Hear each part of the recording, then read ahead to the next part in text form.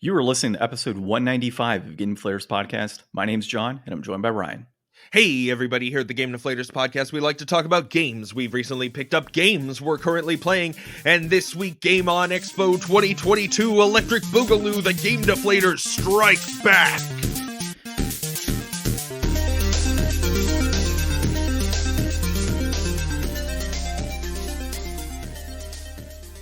So Ryan, you've officially set us up for Return of the Game Deflators in 2023. Episode 6.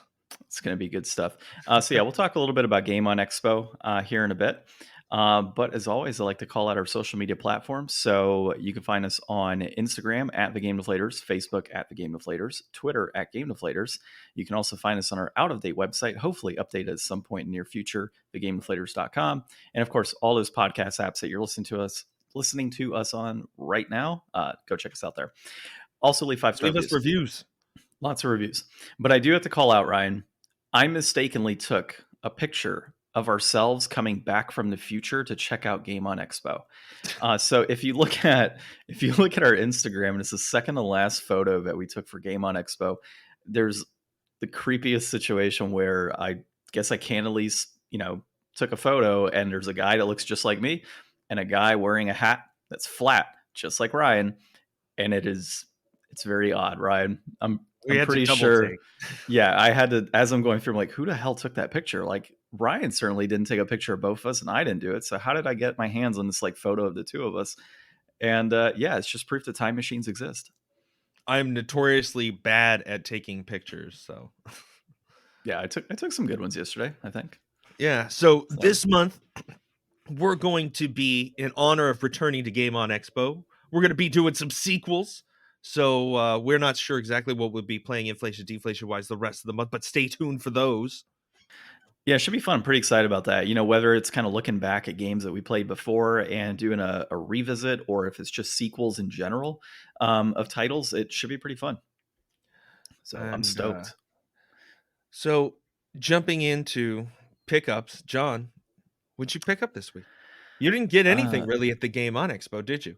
No, I did. I got Phenotopia, or Phenotopia, however you want to say it. Used game wise. Oh, used game? No, dude. Struck out. Yeah, no, a lot of it was just too expensive. For example, I looked at a copy of Persona 2, I think it was, on the PS1, and there were people that had that thing priced $600 to $800 for a complete in-box copy. I'm like, that's at most right now, I think $500 in the near mint complete in-box copy.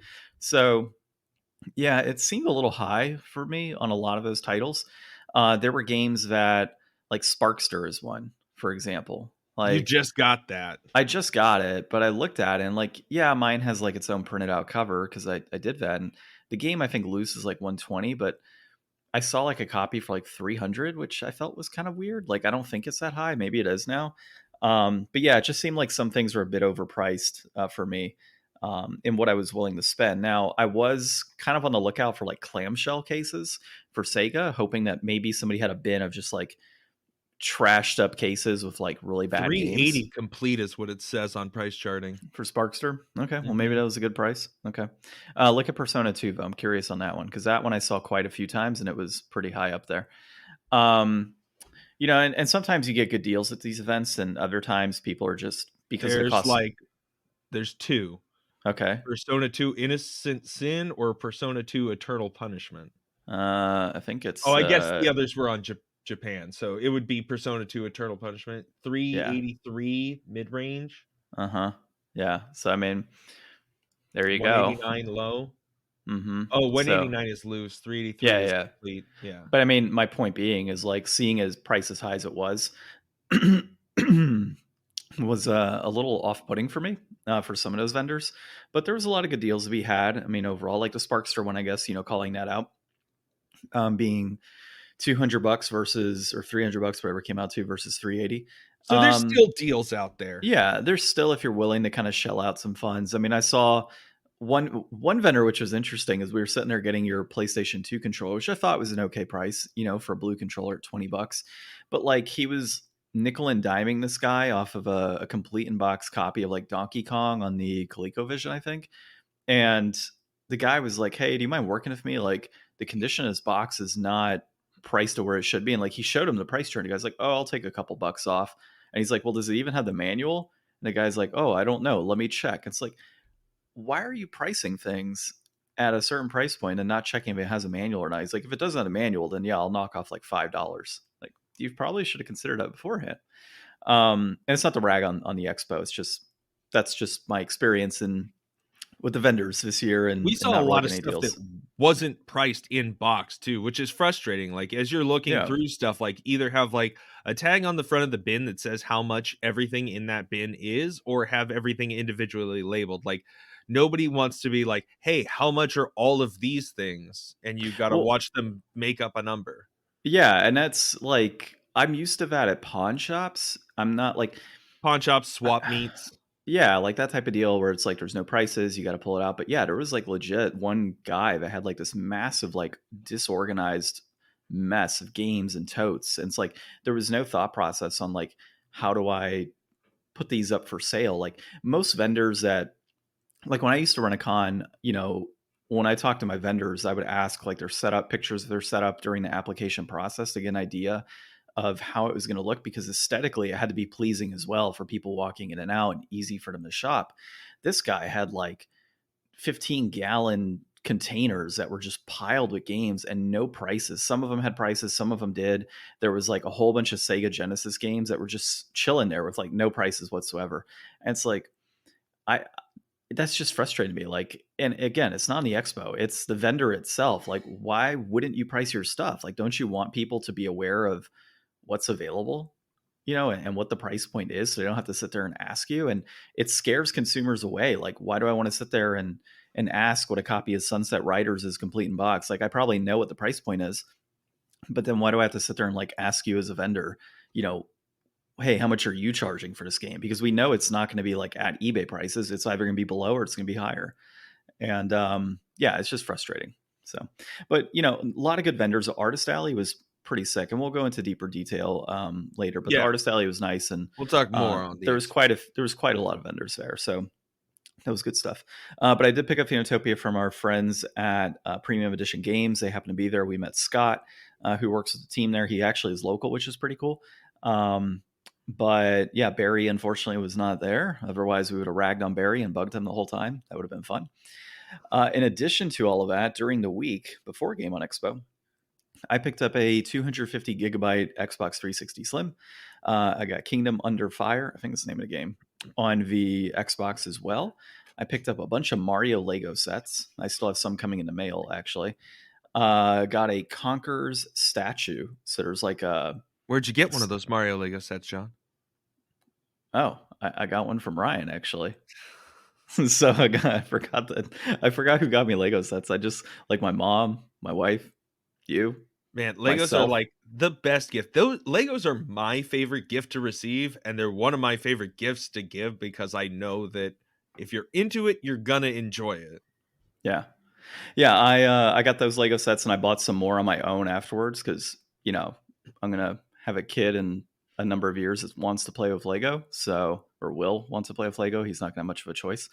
And Once yeah, they get out of that choking hazard stage. yeah, once it gets to that 5+ stage. So I've got boxes of Lego that are probably gonna sit there for 5 years and Oh not get man, open. John, you're gonna be able to like either open them and play with your kid or fund his college with those. Yeah, given that they're Mario Lego sets, it would not, Like dude. if you had a full set of unopened Mario Lego sets to sell as a lot, you could probably charge a decent price. I probably could, to be honest. Like some of them is skyrocketed in value already. Like there's like some of the little power ups which are selling for $10 are now selling for 25. I'm like, good God. Um, so I looked at, there was actually a website that had retired Lego sets and or what's retiring. And because the number of those Mario sets came out, I think it was 2020 that came out. A lot of them started getting retired in 2021, and I didn't know that. I wish I would have picked them up beforehand. Luckily, I kind of had the thought in the back of my head, like I should pick up some of the bigger sets. So like I got the Bowser Attack Castle level, I got Boo's level, and a couple other pieces a while back. And those sets are like stupid prices now compared to what I bought them at.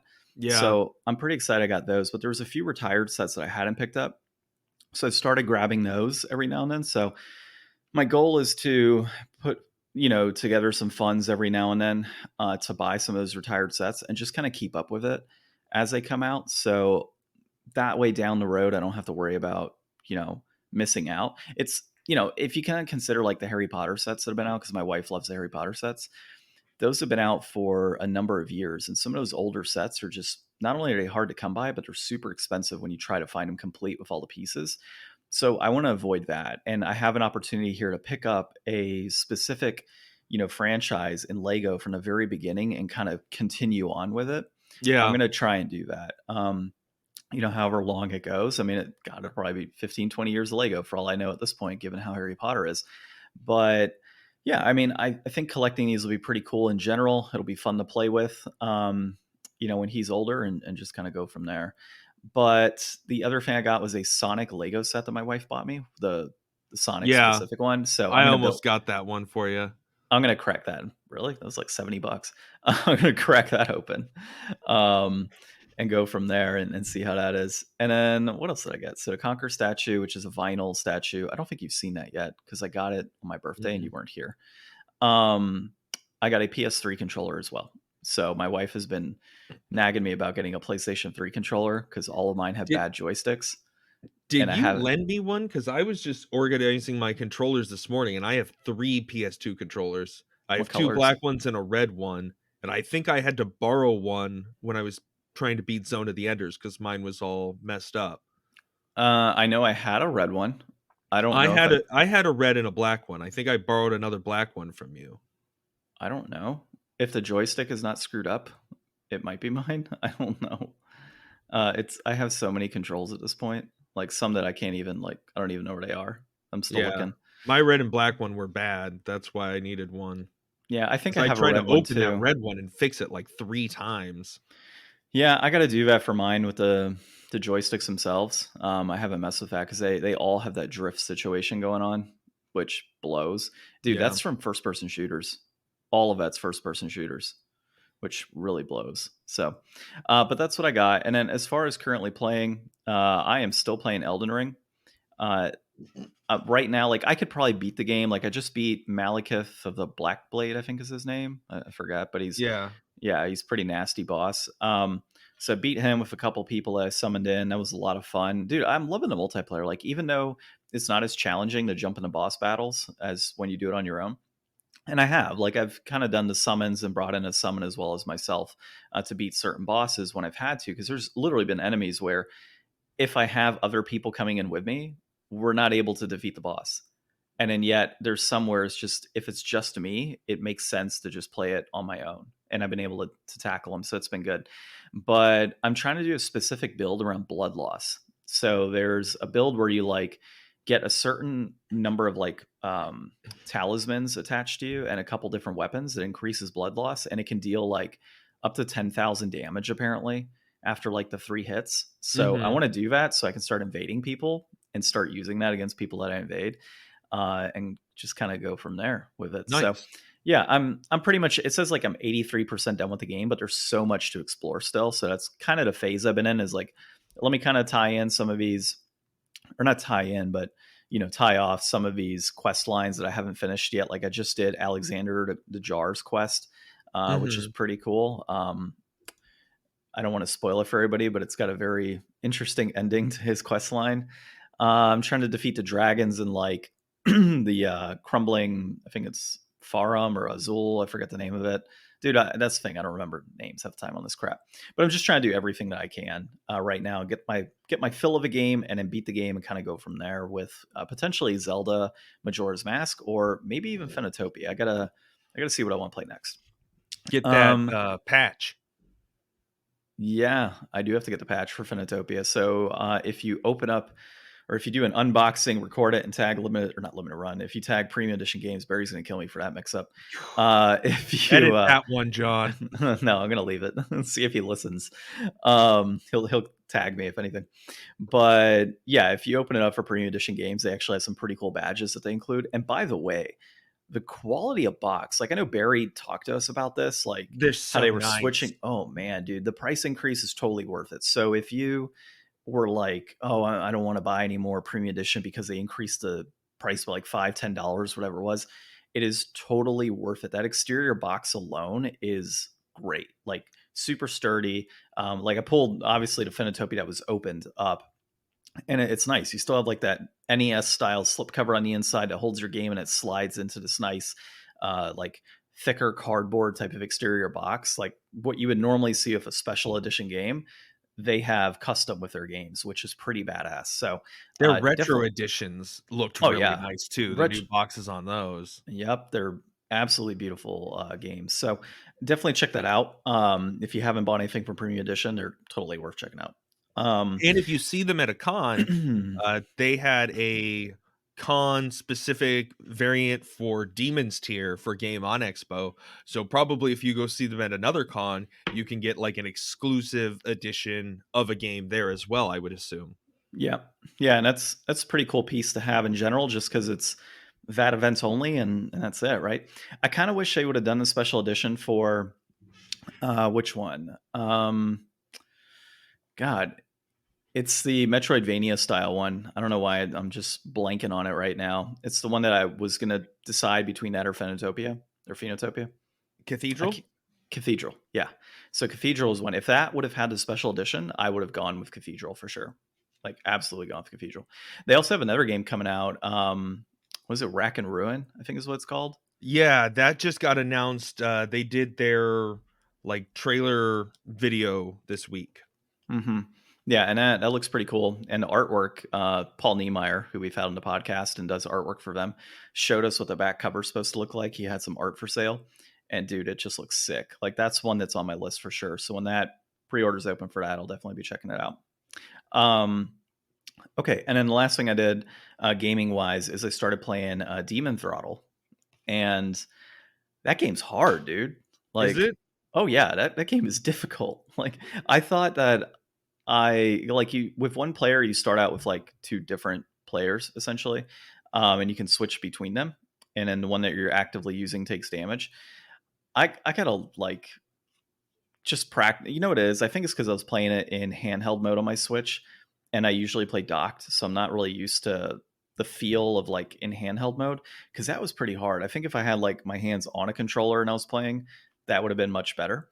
But yeah, overall, I mean, it's pretty difficult. It's a lot of fun. It's kind of like a top-down shooter, and you're just kind of running through these levels with one guy has a gun and one person has a crossbow, and you just kind of collect various power-ups like speed and stamina, I think was one of them, and there's like shields and dynamite packages and other things that you could pick up throughout and use those against certain enemies. But like I was having a difficult time like trying to just really have handheld mode. So once I got to like the final boss and like in the first stage, there's only 4 stages by the way in this game, and there's various mini bosses throughout. But I got to like the first stage boss and I was able to take him into like his third form. But by that point, one of my characters was already knocked out. I was having difficulty timing the jumps plus trying to shoot at the same time.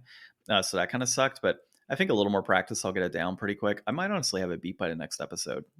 Nice. You know, yeah. So we'll see. It just depends on how much time I commit to it. Yeah, I just opened mine up, flipped around on all my Switch games. Like I know they have that like inside panel so you can like see the art on the inside when you open it. I always flip that to the outside just so that anybody that likes collecting games who looks at my shelf will be like, "What have you done?" But I like the this one, it actually has the information on the spine still. So it's like meant to be reversible, which I always dig.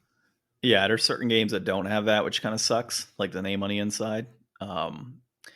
So yeah, but yeah, you're right. It's always cool to be able to kind of showcase that outer or that inner cover, right? The reversible one. So what did you pick up?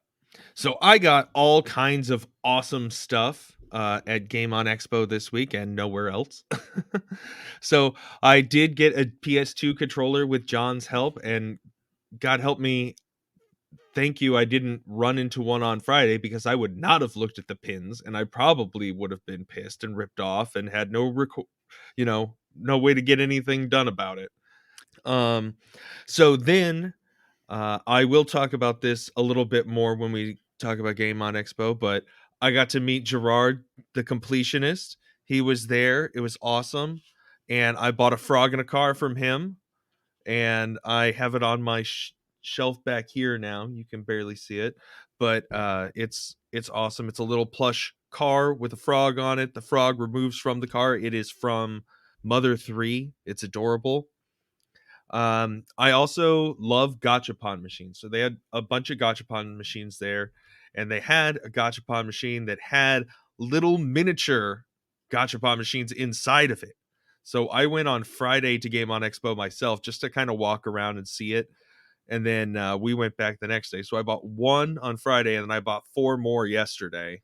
So those are adorable, and I love them. And they come with like enough stickers to like fully sticker out 2 whole ones, like per, and like even more like options. Like there's like a ton of different options for the pricing that you can put on it. It's a very elaborate little toy, so I dig those. And then, really the best thing that I think we picked up was a whole bunch of awesome new friends for the podcast.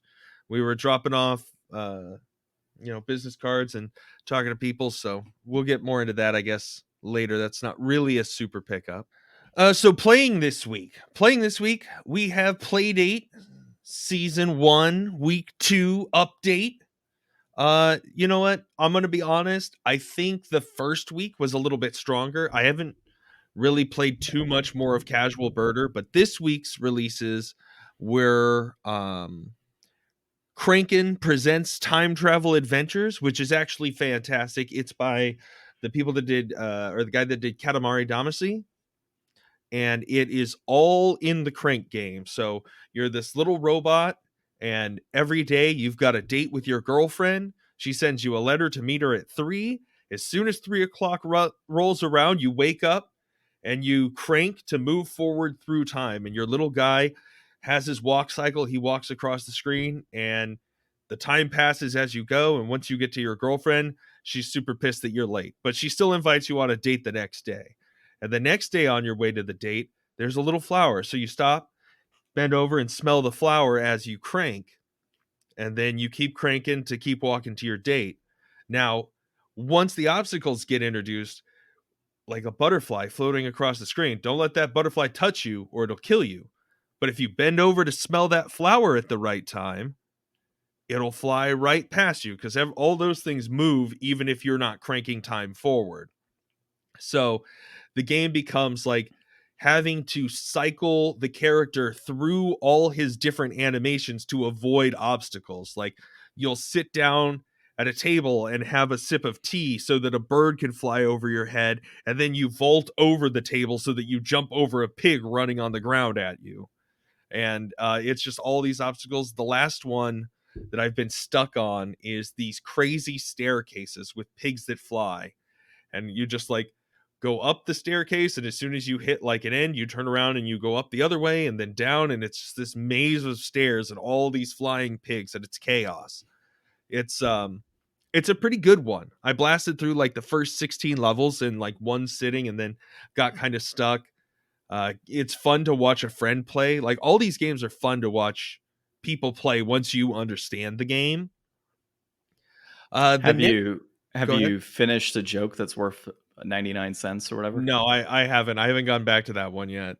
Okay. I need to. My friend, he thinks that he saw the punchline, but the thing is, if you don't do it like slowly and like kind of, juggle the guy a little bit, you can't listen to the whole line play out. Like it's very easy to frantically it's easier to frantically hit him back and forth and just hit the stars really quickly and get them. But then you blast through the joke before the voice lines can read out. Yeah. And then the other release this week was Boogie Loops. And Boogie Loops there's like all these little mascot characters up at the top of the screen. And then there's like a bar of music, and you can see when you hit play, like how it runs through the lines, and you can probably adjust the notes and do different things. I'm just not super musically inclined, so I don't really get it. I'm going to take it to our friend Ben and let him mess with it. I'm sure he can figure it out.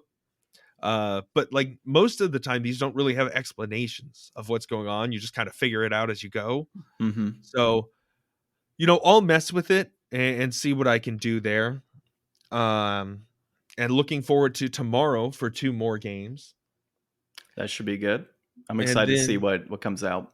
yeah, this week I've also been watching the Dota 2 Arlington Major, bringing it back to the US. I haven't been watching Dota for like basically all of pandemic. Like I think it was pretty fair to say I was getting pretty into it before pandemic happened. Like I was on my phone a lot, like tracking and you know, not betting, but there's an app Strafe that I use where you can like pick which teams are going to win and you get points, and there's like a league thing sort of. Um so that's been a lot of fun. Although things have changed a ton. Like 2 years in Dota time is like most of the people that I watched have retired now. That's pretty So, crazy to think that they've retired. well, I mean, like once you're like 30, you're old man in esports. You just don't have the reaction time, and you don't have like, you know, it's probably gets harder to be able to have team cohesion if you're like, 8 years older. Like, I imagine maybe you relate less, like, not that you can't be good teammates, but, it's probably not the same feeling as if you're all on a team of your peers that all came up at the same time, as opposed to you're the old guard and you're surrounded by all this new talent. So it's a whole different thing right now. Right now they're still going through groups. So the real tourney will begin this week. I'll talk more about how that goes next week. I usually ends on a Sunday. So I'll probably know everything up to like the semis by the time that we record again. Okay, that should be cool. Definitely excited to hear more about that. See how it all Mhm. goes. It seems like the next piece of our Secret segment here, game. secret game challenge. All right, I've been trying to think about what I want to ask you here. Do you need So to I go asked, over last week's question again? it's on Nintendo Switch. I know that. I actually looked at that while you were talking. So, um, game question number 3, because I know I get a guess, and then I get to also figure out a general question. So, my question for you Why is: don't you mix it up? Why don't you guess first this time? Is it Breath of the Wild? No. Okay. That was foolish, Um, John. You shouldn't have listened to me. Now well, your question is useless. no, it isn't, because I'm going to ask you: has the game been released in 2022? No. Okay. Now I'm just going to start every week: 2021, 2020, and so on until we get there. I've got what, 5 years to guess in this. So yeah. Well, I mean, all I have to do is beat the secret game before you can guess what it is, and then I'll Ryan, just tell everybody. we know you don't beat games. Come on. we've got, That's true. got a, That's we're true. on. There's a good chance because I haven't played it at all this week. Yeah, we're like 195 episodes in on this podcast. We all know your thing. You don't Hey, beat I've games. beaten several games already this year, I'll have you know. You probably beat more than me, actually. Although I've finished my games this year, so I haven't stopped them. All right. Well, looking at what we're going to talk about this week, we are going to talk the best things shown in Pokemon Scarlet and Violet's August Pokemon Direct. Nintendo disagrees with Sony about the game industry slump, and an Xbox quietly deleted the terrible God of War ripoff game. And then we'll cap off the episode. We're going to talk about the top 5 things that we liked about Game On Expo. So I think that sounds pretty fair. Going into the first piece here, though, the best things shown for Pokemon Scarlet and Violet. So this is GameSpot, and it is Jessica Howard that wrote this up. Ryan, if you want to kick this one off, because you seem to be a lot more excited about Pokemon this go around than I am. So I have notoriously been not super into Pokemon lately. I used to be really into Pokemon, and everybody kind of had this moment with Sword and Shield that I just wasn't even remotely there for. A lot of people had this moment with Arceus that I just didn't really believe in. But there's something about this one in this new trailer that really kind of sparked my interest a little bit more. And I think that it might just have to do with the idea that seeing how they're playing multiplayer together, I really believe that if that can work well, that could be enough for me to change things, because I do have a group of people that I would definitely love to like run around and play Pokemon with, and we could all have a real good time. And being able to do that easily would be good, but that assumes that Nintendo doesn't Nintendo it up in some way to make it like, I heard people talking about Pokemon Sword and Shield, like connecting with people was hard. Well, I mean, that's Nintendo for you. They are notorious for making multiplayer extremely difficult. Like we got that with, you know, the friend codes and everything, which are completely unnecessary. Like I get why they have them, but at the same time, it's kind of dumb. But yeah, so this particular game, because I was looking at it as well, you know, I think it's kind of cool that they're like every Pokemon game has had something new. So in this game in particular, they have Terra the types. yeah, the Terra types, whatever. So basically allowing or really showing you the crystallization of Pokemon, which is pretty cool. I do kind of like the school setting element of it because it gets away from, you know, the whole, oh, I'm a kid, I'm sitting in my little town and I'm going to go become a Pokemon master. Like this is straight up, you know, these are kids going to school specifically for, you know, things involving Pokemon, and they have to go out and as a lesson apparently go catch Pokemon, which I think is kind of cool. It's a little different. So I don't know, man. Like, I have a feeling they're just putting the school thing in there because people like Persona, and they were able to get away with it pretty well with Fire Emblem the Three Houses, pulled off like the school setting. I just think that if Pokemon does the school setting, it's just gonna be like pretty dry. Like I can't imagine they're going to put enough depth into there to where it matters, cuz like in a Pokemon game, like I want to be going around the world. I don't necessarily want to have to like keep going back and getting like, you know, fetch quests to keep jumping back and forth out of one place in the world, especially if it's going to be a bigger world where it's like, am I just going to like fly back and forth a You hundred didn't times? you didn't play Arceus, right? No. Okay, so it's going to be just like Arceus. Like that's how I Well, envision this. Arceus had like different zones you would go to. This is going to be Yeah, just like a big open world. This would be yeah, like, which is fine. And the Arceus open world was good as well. It was zones specific to those areas and it had an open world feel. Like if with this being more of just straight open world, it's great. But I'm kind of talking about like the fetch quest aspect. Like in Arceus, you would do certain quests in certain zones and come back to, you know, the base essentially, or the main town, and you would kind of get your missions from various people and complete quests and do all of that, right? Like that's how it all worked out in that game. I can see that being a very similar situation here where it's like, you know, oh, I'm, you know, whatever kid and I want you to go catch me a Butterfree. Like, can you go catch me, you know, that and then bring it back? So like I think that's what you're going to end up having is things like that, like throughout, and having to continually go back to like teachers and other students. And it's going to be super cut and dry as far as dialogue is concerned, because it's going to be fully focused on these fetch quests. Like that's one thing that drives me nuts about Pokemon games and why I've kind of stopped them over the years is there's too much fetch quests going on. Like there's not enough depth for story. And it's all about, let me build up my Pokemon, let me catch more Pokemon, and then let me just battle. Like that's kind of what it's always been. And I really wish they would kind of take a deeper dive into the story elements of games. They kind of did that for Arceus, but it wasn't super strong. So we'll see. I mean, it's Pokemon's evolved from what it was years ago, pun intended.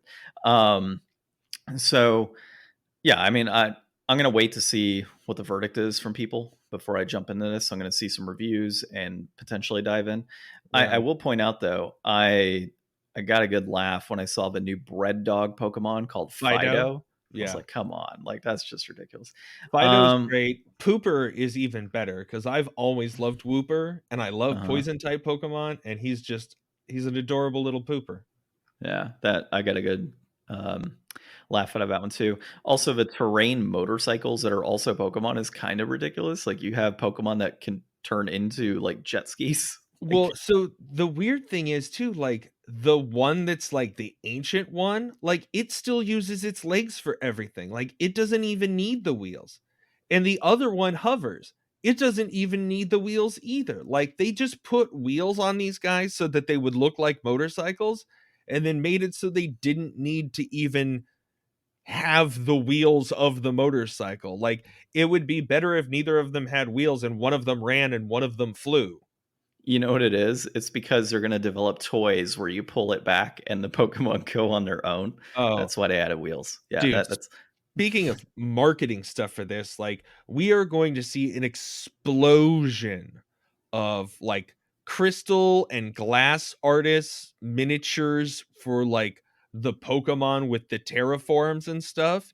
It's gonna be crystal little Pokemon figures for the next 3 years, and I'm sure that we're gonna get some pretty cool art out of it.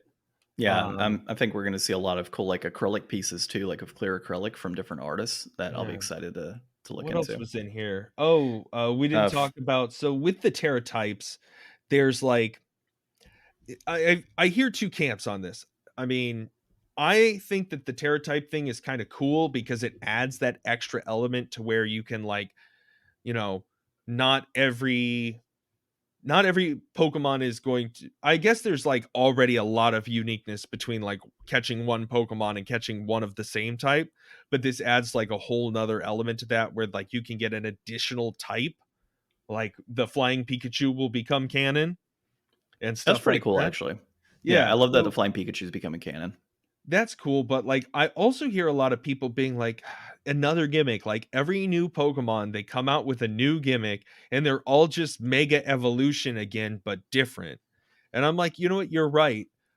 But the cool thing with this one is that it's every Pokemon can do this. Yeah. Like, I think that the mega evolution is probably the most interesting of all of the gimmick things because it gives like an extra cool final form that's temporary, kind of like a Digimon thing.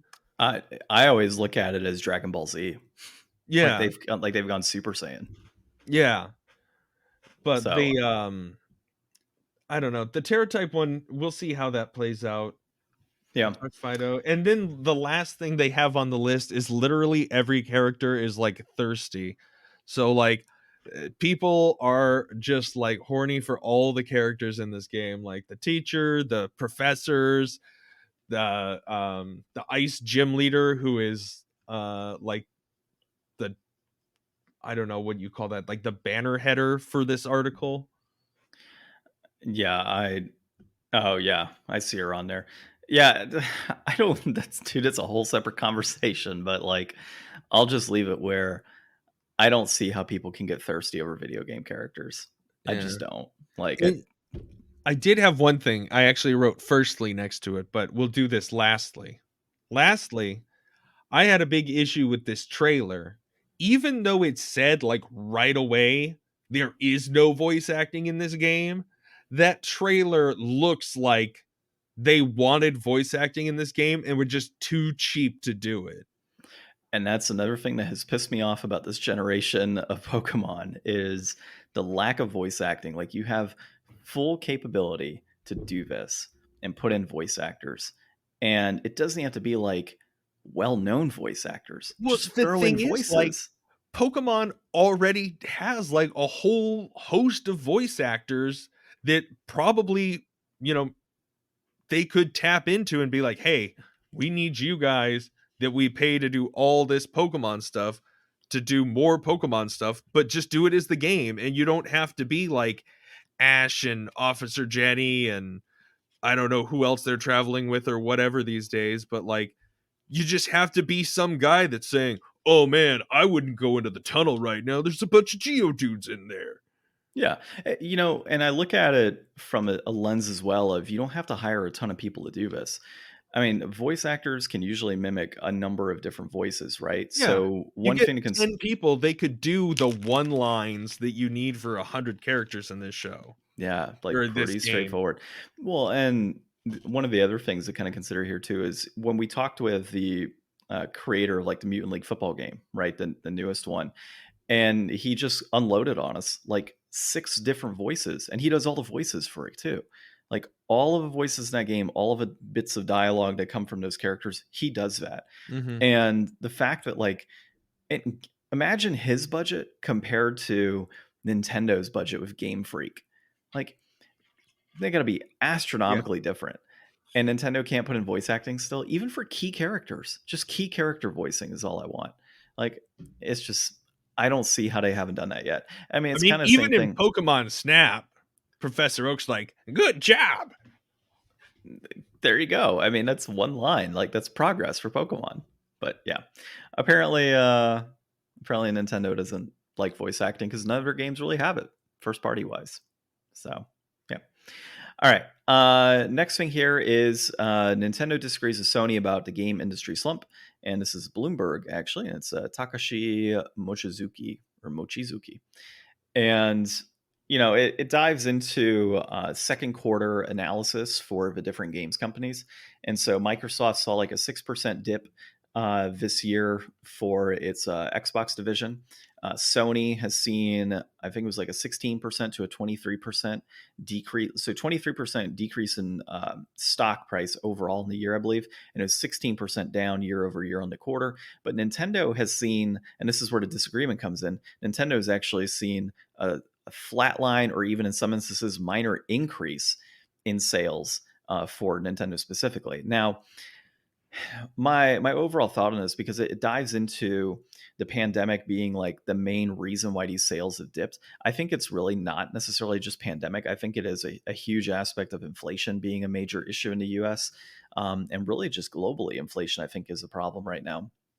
And then obviously there's the fact that we're entering a recession and other things that are tied into it that are high gas prices being another thing. So, you know, people's priorities have kind of shifted over the last year in terms of what they're spending on. And of course, secondary products like a PlayStation 5 is not exactly top of the list.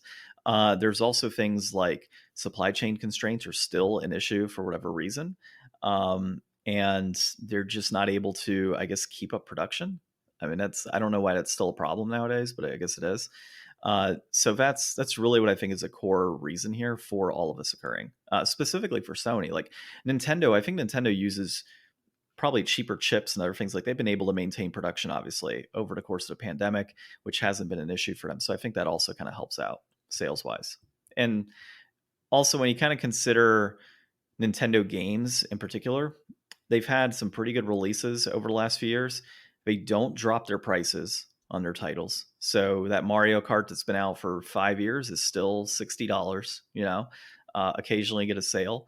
Sony, on the other hand, does decrease their prices. There are frequent sales on their games. So, you know, do you have a situation here where Nintendo not dropping their prices is obviously kind of helping them keep afloat? Like if they had sales on games, would they see a decrease versus a flatliner increase right now? And I should probably mention the last piece here that is referenced is Sony has also actually seen a decline in PlayStation Plus subscribers over the last quarter, even though they've gone ahead and added in all of the, you know, extra things like premium and essential and all that, like kind of split it up the way they did. They've actually seen a decline in their subscriber base as compared to Microsoft. So a lot of interesting things going on right now with the industry. I can probably see this slowdown continuing into the end of the year and potentially into next year, especially if new titles are just not being pumped out fast enough. So, Yeah. what are your thoughts on that? So let me kind of go back through and correct some of the things in there. So, Nintendo software sales are down 23%. They are down. Okay. Yeah, no, it's their stock prices that are up about 9%. Okay, that makes sense. Yeah. And Sony's stock prices are down about 20%. Okay. Well, I got the Sony stock right. Yeah. Sony's games sales fell 26%, and then you got Xbox, their stuff's down about 6%. So like consumer spending on video games in general is down about 13%. And it's not surprising. Like they're back to work, back to school, back to no COVID. People are getting out, people are doing stuff. Everybody and their mom already owns one or two Switches. You know, I mean, it doesn't seem to make a difference to Nintendo. They're still finding people to sell them to, at least for now. But you know, they've got that new Splatoon 3 OLED that's gonna come out. There's always rumors about a Switch Lite OLED or a Switch 2 or a Switch Pro, always still ruminating. But like, Well, they also mention, they kind of bring up the world reopening and everything, but they're actually saying that's not the issue. That the issue is really on the transporting of goods coming into the market. So, and all three bigs are kind of facing that issue right now, with the goods coming in and not actually being on store shelves. But what I found interesting is that Nintendo calls out that, well, US gamers tend to buy multiple titles while snapping up a console. I don't know if that's necessarily true. Like once yeah, you've, like, but they've I buy a sold console, I quite. buy at least 1 or 2 games with it. Yeah, I mean, if you're buying it new, so I mean, like Well, brand yeah, new, no Nintendo doesn't consoles. sell used consoles, No, so no. that Well, doesn't matter to them. GameStop does. No, what I'm saying is, if you're buying net new for you, as in like you don't own a console yet, you're buying games to go with it. Yes, I could see where you would buy multiple games in that instance, but it's not always the case though. Given the price of those games, and currently with inflation and such the way it is, I can see that if they are selling consoles, they might be only selling one game, and some of those consoles have games bundled in, don't they? Like the Mario Kart version years ago. Yeah, I mean, Like they they've do had some sell stuff. those bundles, and, like, they're gonna sell that Splatoon bundle, but, I mean, like, even then, I don't know. For the most part, you're always getting one game when you're getting a console. Like, very few, would say probably a negligible amount of people get a console without buying a game with it. Yeah. So, I mean, there's yeah, there's the supply issues, because like that's where it's all really at. We all know that Sony would sell more PlayStation 5s if they could. If they had any ability to get more PlayStation 5s out there, 100% their numbers would be higher than they are, because people would buy them. But I think that we've kind of gone through the time where people now have waited long enough that they're going to keep waiting. They're not going to go pay the jacked up eBay prices. And I don't even know how far down those have fallen. I haven't heard anybody talk about it in a while, but I know a little while back they had started to come down to being closer to reasonable. But at this Well, point, I'm going to look it you up were on a now. waiting list for a little while. We know somebody else that was on a waiting list for a little while, but you know, it's not an impossibility to get one now. It's just a matter of time. So I'm looking right now. A PlayStation 5 on eBay will run you anywhere from. Well, this guy's got a used one for 500, but it looks like 611, brand new, free shipping. So margin wise, when you consider the cost of a disc-based PlayStation 5 being $500, right? And taxes on top of that, let's just say for flatline, let's just say 10%, you're looking at 550 plus the shipping of that console as well, is easily for a PlayStation 5. Because it's like a brick. Yeah, I mean, you're looking at probably $40-$50 for shipping alone on that, plus eBay fees as well for that shipping. So I don't know why anybody would even sell a PlayStation 5 for $600, but apparently this guy is. Mhm. Um, so yeah, that seems kind of odd. Another one here is disc edition console used 9 out of 10, $606. So yeah, they're hovering around 600. Some of them are on the high end at 700, but there's used consoles being sold for 600 now. And a summer local pickup 680, which local pickup makes sense, like to do that because you make a quick $100 after eBay fees. So yeah, they've come down, but not come down enough. And I think you're right though. People are, you know, if they're unwilling to buy consoles right now at retail prices, why are they going to start buying things locally for a higher price? Yeah. Yeah. So I think that, the most interesting thing in this article was definitely what you brought up about the PlayStation Plus. Like, for them to have put all that time and effort and energy and all of the people buying up like the multiple years and then prorating everything out and all these charts and BS, and now it's like, what tier are you on? What tier are these things being released on? And they saw like a decline. That's not good. Well, That's really not good. they're not competitively priced. That's the issue. And we brought that up when it was first announced, is that they are a higher price right now to Microsoft for the same exact type of, you know, Not even, subscription. Not because you're even. not Yeah. getting day one Yeah. premium stuff. Yeah. Like, And and like, in the next year, we're gonna get like huge things, like almost every month out of Xbox. I'm gonna be on here being like, oh man, I just played Starfield. Oh man, I just played Redfall, or whatever. yeah, no, I totally agree with you. Like, they're not priced competitively for this. They've made it super confusing. The entire process is confusing for most people. Which tier are you in? Which games are included in my tier versus which aren't? You have to honestly like find pictures that show the three tiers and then like check marks, like it's a comparison table essentially that shows what's on which service. It's just overall mess. I don't think they did a good enough job launching it. It's just a poor job overall. And so I really do think that, Microsoft has done a pretty stellar job in how they've differentiated the different tiers and what's included on each one. And the price point is competitive. Like, I think they've done a great job there.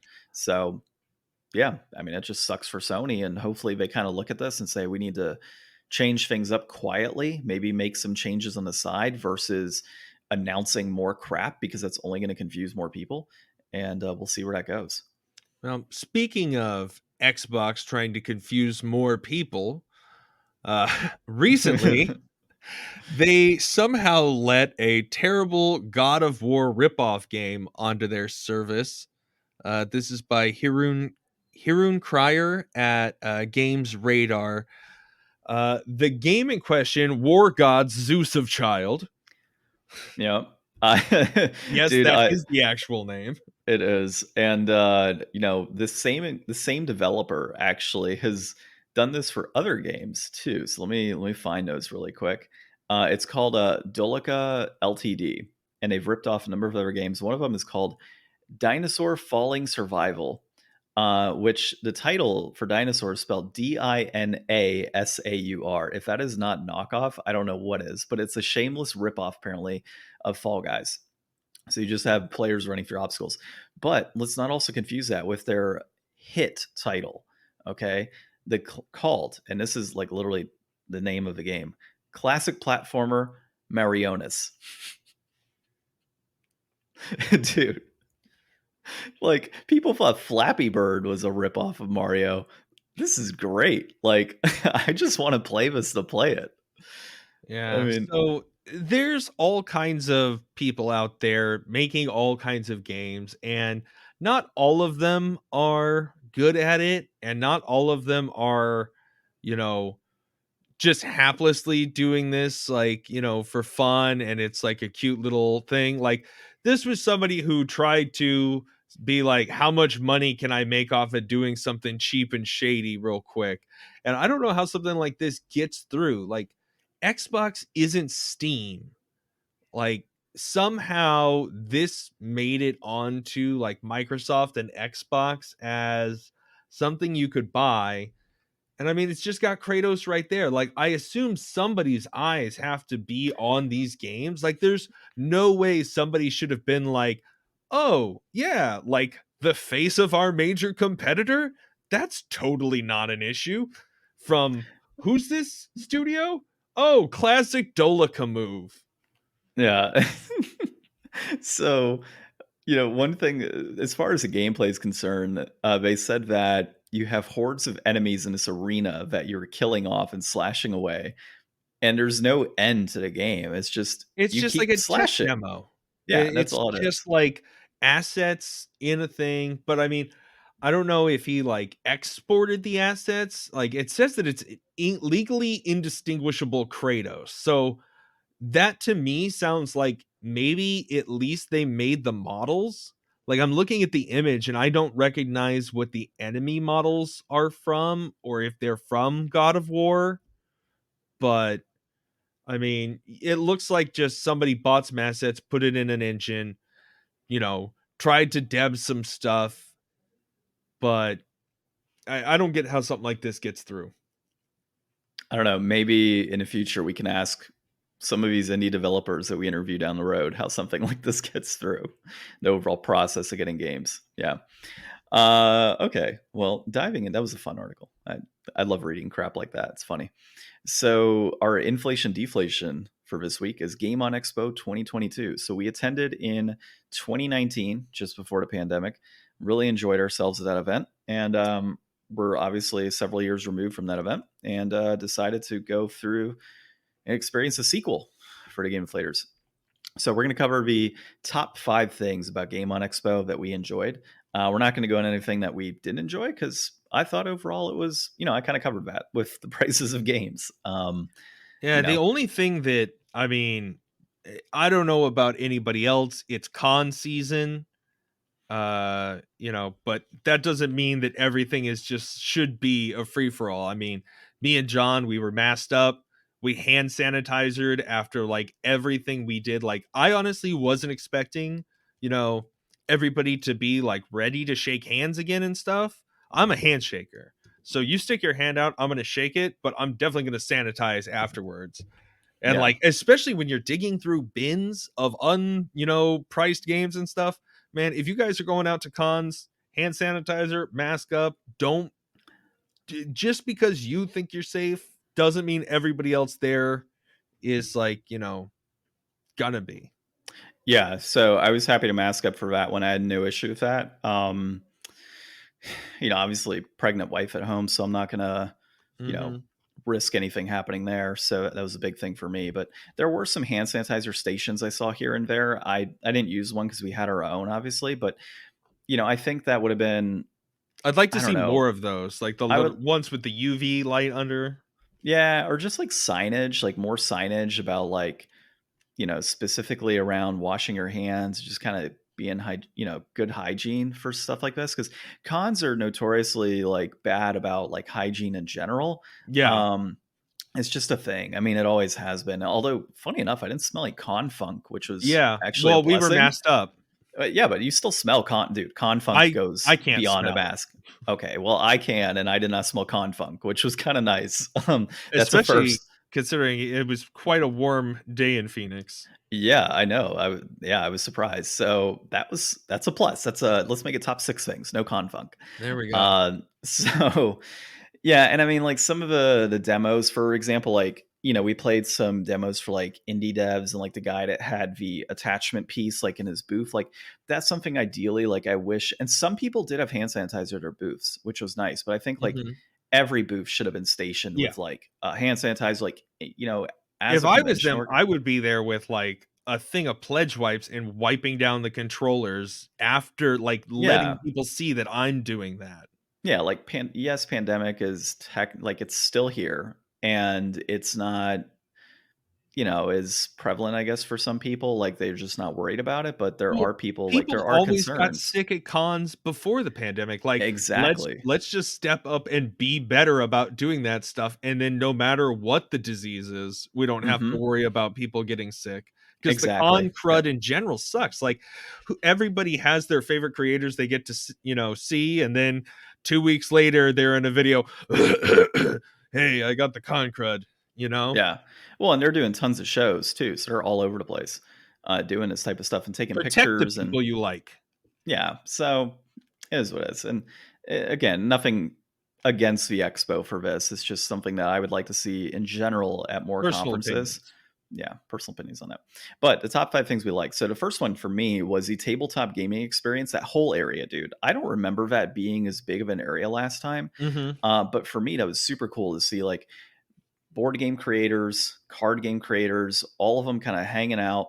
People playing D&D, people playing the Star Wars games at various tables. Like that was a pretty hopping space overall. I thought that because I know there's a board game convention in Arizona. I don't know if it's still going on because it was pre-pandemic. I got to check.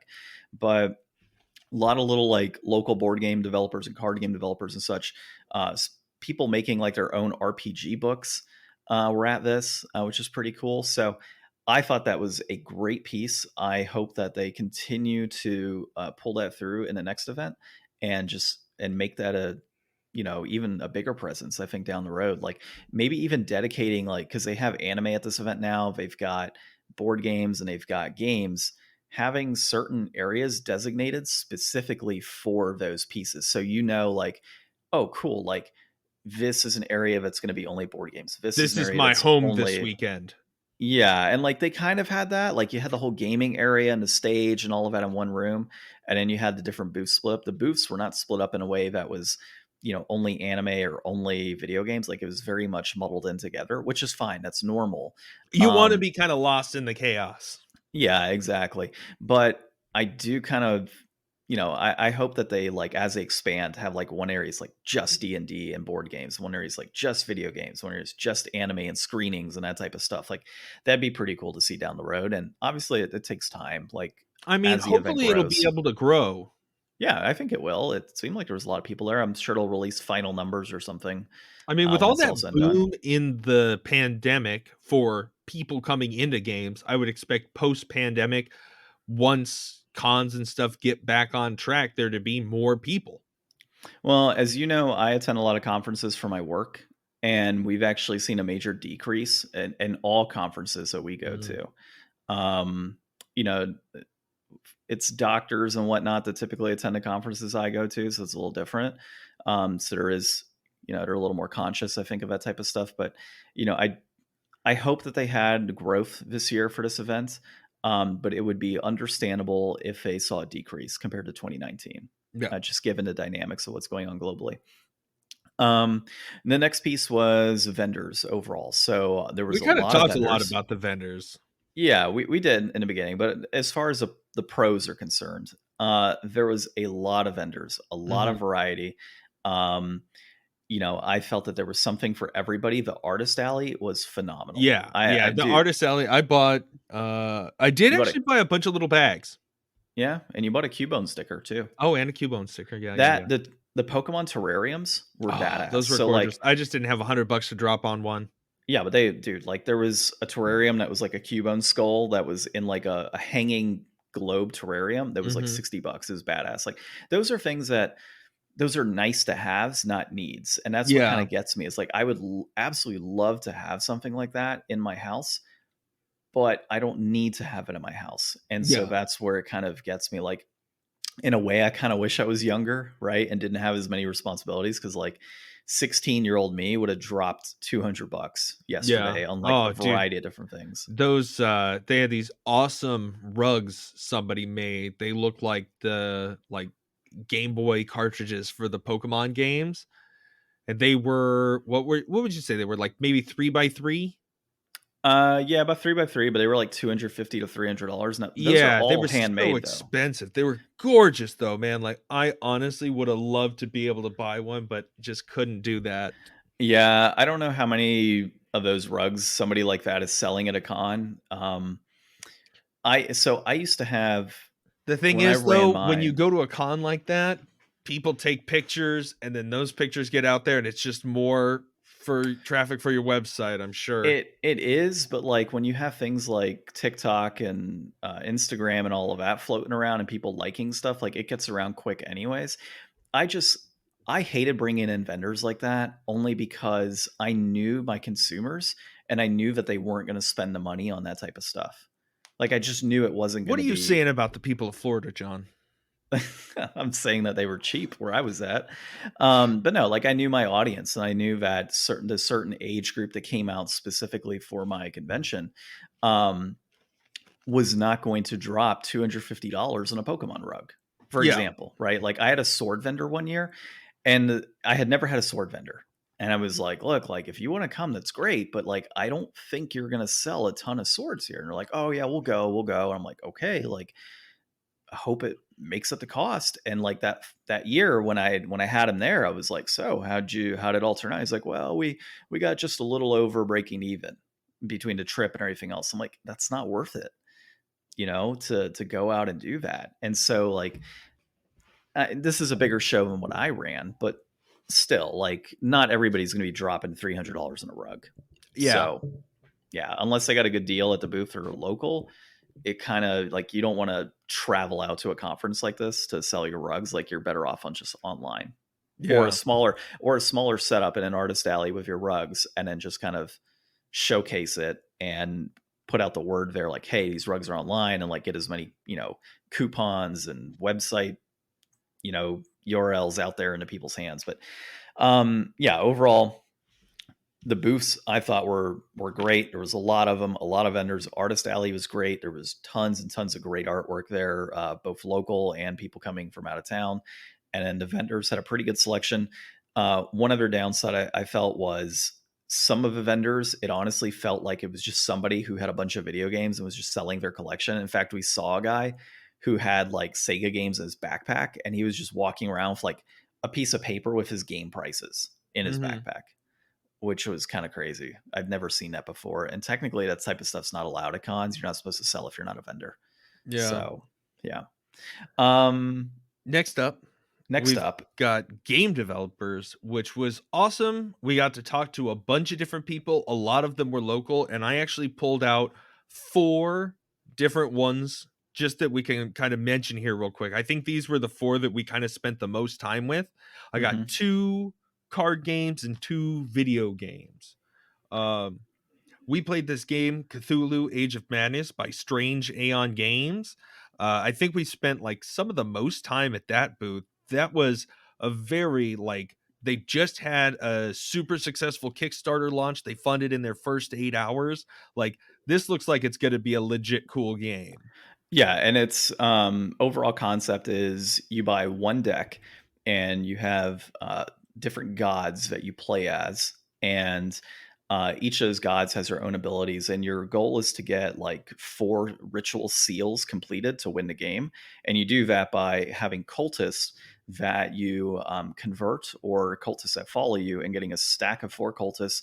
And then as you get that stack, you can convert it into a seal, and you get 4 of us and you win. But you have the ability to steal seals, you have the ability to kill off cultists, you can have your opponent discard cards. Like, and he was telling us like, hey, this is just a super basic introduction to this game, the way I've released this, and my expansion is going to blow your socks off. Like, Yeah. there's going to be so much more depth to the game that comes out, and I'm like, I'm all for that. So they're The local. art was really cool too. All the art Yeah, for all the stuff we saw, except for some of the things that were like still really early, was yeah, really good. yeah. So I was pretty excited about that game. I don't know if I'm going to back it on Kickstarter because he said it's going to be local. So like, Mhm. I would rather, to be At honest, the instead Silver of, Key Lounge.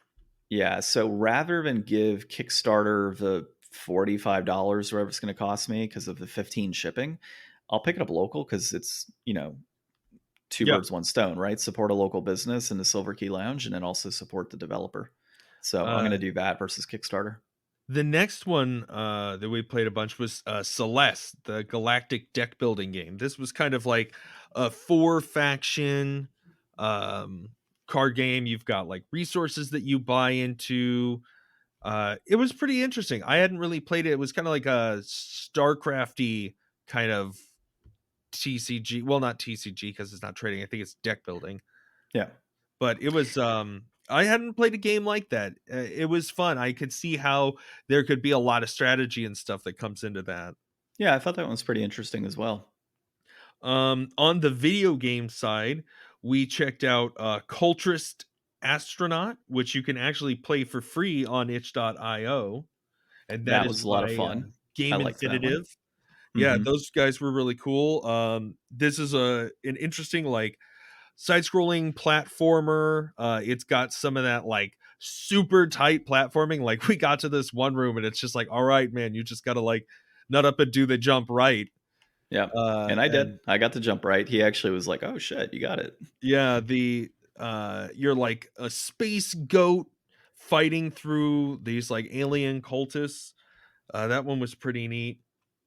And then the last one that I pulled out here was for Team NT Studios, and they're doing that VR escape room game, I believe. Yeah. And that was really interesting. So, like, I'm sure that AR, VR escape room things are, becoming common or at least ramping up. It seems like a great idea to me, but they're going to have like different classes and like interactions that are like not just you in a room, but you doing things that only you can do, and then working with people that can do only what they can do in ways to solve puzzles, which I think is really unique. Like, I've done a number of escape rooms, but I've never done one where you have like a role that gives you something that sets you aside. Usually it's just kind of everybody's in there peeking around, looking up clues and stuff. So I think that's a cool approach. Yeah. No, I thought that was an interesting one as well, and seeing his little tech demo as he was going through it was kind of cool to like see that all live. Hmm. I kind of wish his booth would have had a little more to it, but I get it. Like some people Some of just these don't have that. people, a lot of these people were from, what was the school? UAT. UAT. A lot of these people were graduates from UAT. They had nothing but good things to say about the program there. So, go check out any of these people, look at their work, and, you know, promote the Yep. local. Yep. The next piece here was guests. So I'll let you cap off yours, but we saw Paul Niemeyer, Mortal Kombat artist, which was fun. Got to watch his panel, and that was a lot of fun. We also had some Mortal Kombat actors that were there, so it was a little bit of a reunion, which is pretty cool. And they had all the Mortal Kombat folks like in the same area. Tons of voice actors for this show, so that was nice to see lots of voice actors and some cosplayers as well. So I think it was a great selection of guests. I think it was a wide variety. I think you had a little bit of everything, and that was good for a show like this. And everything had some sort of tie into video games. Like even the cosplayers cosplayed video game characters. The voice actors had video game roles that they covered as well as anime. Your actors were specifically like, Mortal Kombat, which is video game tie-in, but there's also the component of it being a movie. So I liked a lot of that. And I was very happy to see such a wide variety. It was a lot more than when we went last time. Like they brought in a lot more guests. Yeah, that Now, whole sidewall was like all different yeah. actors. Now, something to consider as you plan for future Game On Expos is I did notice a lot of them had guarantees, which, I'm not on the contract side for Game On Expo, so I wouldn't know for sure the deals in the back end. But typically when a voice actor or actor is asking you $30 for an autograph and a picture and all that, they're likely on a guarantee, which is usually the conference brings them in and says, you're going to make, we guarantee you're going to make $1,000, for example. And then anything. So if the voice actor, whoever it is, sells $1,500 in autographs, well, then the con takes no charge, right? Like they don't have to pay for that actor. They just cover travel and all that good stuff. Now, if the person makes under that $1,000, then the con is responsible for the difference because they guaranteed a certain amount. So the way that cons are able to bring in more guests nowadays is they do a guarantee, and then obviously they don't have any costs. If you don't go out and get the autographs, they lose guests. Yeah, exactly. So if you are wanting to meet somebody, just be ready to pony up some money, because if you want this con to grow and you want to see more actors and different people show up, there's just going to be a cost associated with taking a picture or getting an autograph. And that's also normal if you consider a lot of people like to take guarantees anyways, because they don't want their autographs to get thrown on eBay and sold for however much money, right? Like I know of several voice actors I speak with in the past that it was like, I'd rather just charge somebody $20 because there's less incentive to sell my autograph for $30. Because the autograph's worth $20 then. Yeah, exactly. That's the going rate. There's no need to charge more unless it's on something crazy. Yeah.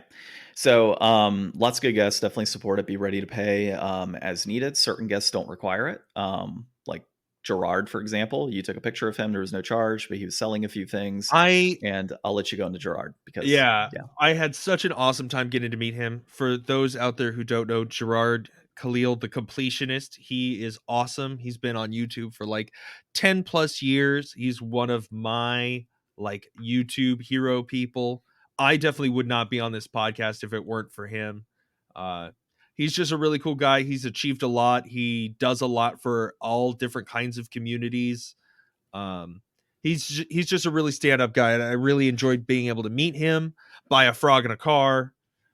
I was thinking all week about like something to bring to get an autograph for, and I don't know. Is it weird to have people sign stuff that isn't like related to them at all? Like if I had busted out my Playdate and been like, would you sign my Playdate cover? Would that have been just a weird thing? So that's why I didn't do any of that. I think it's weird. I went to a show once and I just had the guy from the band just sign my shirt that I was wearing. It wasn't like their shirt. It was just a shirt. I've heard some stories of people in the past. I know of actors that have signed potatoes, like straight up signed a potato. They've signed shoes, like they've signed chests, like just random things get signed. I mean, they're kind of used to that, but I don't know. When it comes to the video game world, I think it would be kind of weird to like have a Playdate signed by somebody like that. Yeah, I Like if it thought of was, the perfect thing that I could have had signed though after we left. My Hobonichi, because I got into having the Hobonichi journal because they were talking about it in their Mother 3 playthrough, yeah. because he's the same guy. Hmm. So, outside of guests, the last thing here that, out of our top five that we enjoyed was the arcades and gaming area. I felt that they were extremely solid. There was a lot of variety, Most of tons and them. tons of TVs. What do you mean? I did break one pinball machine. Well, you're not supposed to say that. Electric Bat Arcade is The going to big guns find weren't this. big enough for me. We'll just Yeah. say that. So I think a lot of it was Electric Bat Arcade. So they're local as well. They bring in a lot of pinball machines, I think. So yeah, Ryan, I guess, broke one of their machines or something and then walked away, and now they're going to chase us if they hear this episode. Well, it was when I was there Friday. I was like just there by myself poking around. I was like, I'll play some pinball for a little while, and every machine was taken up except for this one. Obviously, now I know why. Yeah, I don't think it was your fault. It's probably something that was just consistently happening. But It was all sticky like the whole time. Like the right paddle just wouldn't flick up and it wouldn't go down all the way, and then it just stuck up with the ball like just nestled in the corner. And I was like, well, I'm leaving now. yep, I'm gonna go. I've done my damage, and I'm gonna leave. Yeah, tons of arcade machines. There are cabinets, tons of cabinets, tons of pinball machines, lots of game consoles available, and games obviously being played. They had multiple stages where people were doing tournaments. So like there was Tetris, NBA Jam, and I think there was one other. I want to say I saw Smash Bros, but in the time we were there, but tons of things going on. They had tournament signups. They had for pinball the All Valley Trophy, which was pretty cool for pinball scores. That I took a picture of that. That was pretty cool. And yeah, I felt that was just, another cool piece to this event. I kind of would have liked to have seen it arranged a little differently. I did feel it was like pretty close, which I get it. Like most arcades, like everything's like right next to each other, but I kind of wish there was a little space in A between little more and elbow maybe, room. yeah, a little more elbow room and really just kind of that social distancing aspect as well. Um, I think that would have been a little nicer, but overall, great variety and solid selection of games. Like you would not be disappointed if you were to attend this show and have that many cabinets available to you. Yeah. So overall, God, did we pull up pricing for this event? I don't know that we did. Let me. No. I'll just really quick. I'll look up Game On Expo and I'll get the pricing for the conference. This obviously is not going to dictate what the pricing is next year because it could potentially go up Or down. but Or stay yeah, the same. yeah. So full weekend pass is 65, a Saturday pass is 45, a Sunday pass is 40, a Friday pass is 35. You have an additional child pass for 10 years and younger is $20, and then a child under 2 is free. So price wise, it seems to be just right with what you would expect for a conference of this size. Let me see. So full event weekend includes limited edition badge for all 3 days, and then also includes the limited edition badge and lanyard, which we got our media ones, which is pretty cool. It depends on what you want to do. I mean, if you're there for multiple tournaments, multiple panels, multiple guests, obviously we don't attend a lot of panels when we go to these things. We kind of look at the scenery, we check out the different guests that are there, we do a little talking, a little, discussion of local and kind of do that. So I think for our purposes, a Saturday pass works out great. But if you're somebody that's wanting to dive into tournaments, you want to experience all the panels, you want to chat up all the voice actors and such. We saw this guy with a huge trophy. Trophy. That was the All Valley one.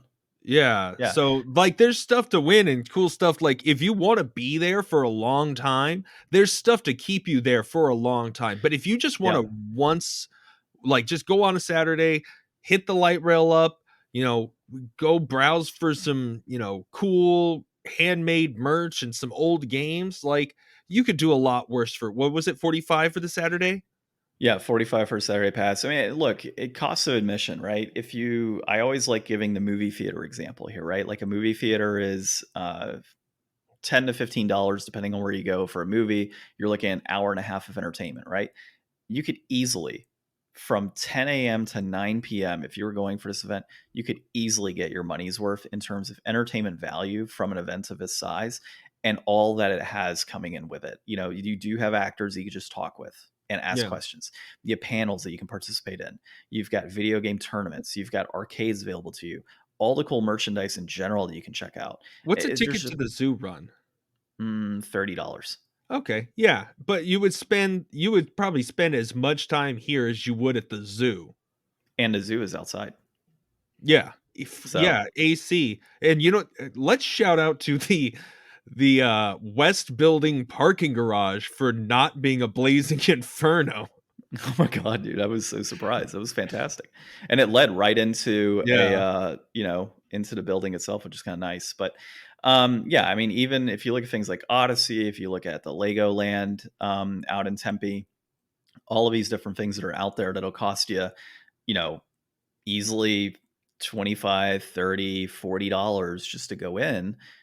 This is great. I mean, it's just great support, local attention, bringing, people together for good reasons. Yeah, I'm all about lots of friends to make at things like this. So, could we say deflated? No, just kidding.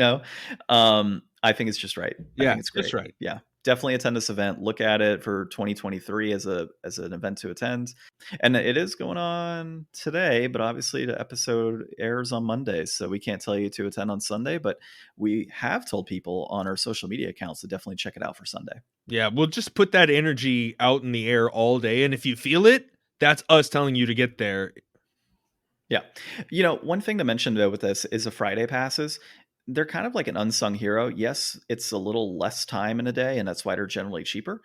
But for Friday pass, you're going to get like the most bang for your buck if you're looking for certain games, because people really haven't dug through them as much, I feel. Not necessarily though, because I went on Friday, I didn't see a single PS2 controller, and a lot of those people were like, oh yeah, we put out stuff like they're going to keep putting out stuff all weekend. So I don't know if maybe that's only the most premium of premium that goes first. I would think premium of premiums, you're going to have your higher end games that are harder to find. And if you're kind of looking for those things in the wild, you don't want to pay for it. Was way less empty on Friday too. Yeah. So, I mean, the amount of people there was so much more reasonable. Yeah. So something to consider as you look into passes, but again, definitely attend. We're avid fans of this show, and it's definitely worth going to.